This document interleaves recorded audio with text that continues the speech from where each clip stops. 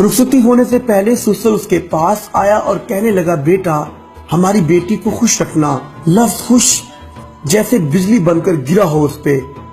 वो सोचने लगा जैसे सारे मजमे के सामने चिल्लाकर कहे, कैसी खुशी, कौन सी खुशी?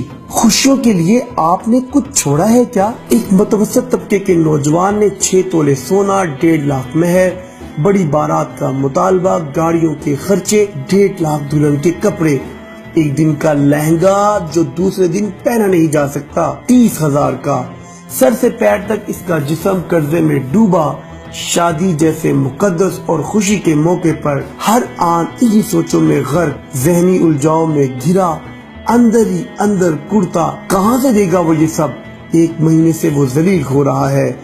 दोस्त अब आपके तवज्जो से कभी जेवर उधार, कभी कपड़े, कभी शादी के दिन खाने का सामान। जिस दिन माँ जी ने 6 तोले सोने का कहा कि वो कह रहे हैं, तो वो उसी दिन मुकर जाना चाहता था, लेकिन माँ जी की आंखों में उसकी खुशियों की चमक, बहू का सुहाना ख्वाब, सब ने तो उसे बेबस कर दिया था। हालांकि अभी कर्ज के लिए कुछ दिन हुए, शादी अभी बाकी, लेकिन दुकानदारों की नजरें इस पर कि कब उधार के पैसे देगा। बाजार से गुजरते गर्दन उठाना महाल था। वो सोच रहा था कि पूरे मजमे के सामने पूछे, क्या हम इस नबी की उम्मत हैं जिसने निकाह जैसे मुकद्दस बंधन में बनने के लिए इतने लवाजमात के बजाय एक गरीब सहाबी से कहा, अगर कुछ नहीं है तो लोहे की अंगूठी ही ले आओ। और एक सहाबी जो कुछ ना रखते थे कहा कि क्या कुछ कुरान याद है? जवाब दिया, जी 10 सूरतें। कहा यही इसका मेहर है, इसे सिखा देना, और निकाह करा दिया।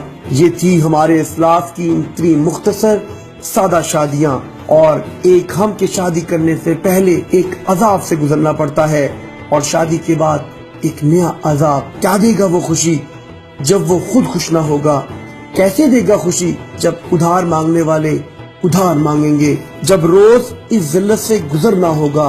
सुन लो, सुन लो, सुन लो। इसी वजह से लाखों बहनों और बेटियों की जिंदगी घरों में बैठी गुजर जाती है। माना कि जहेज एक लानत है, सब इसके खिलाफ आवाज भी उठाते हैं, लेकिन लड़की वालों की तरफ से लाखों का सोना, हिम्मत से ज्यादा महर, दुल्हन के लिए 30-35 कपड़ों के जोड़े, ये कहाँ का इंसाफ है? ये मालोज़र खुशियों का नेबुल बदल हरगिज नहीं हो सकता।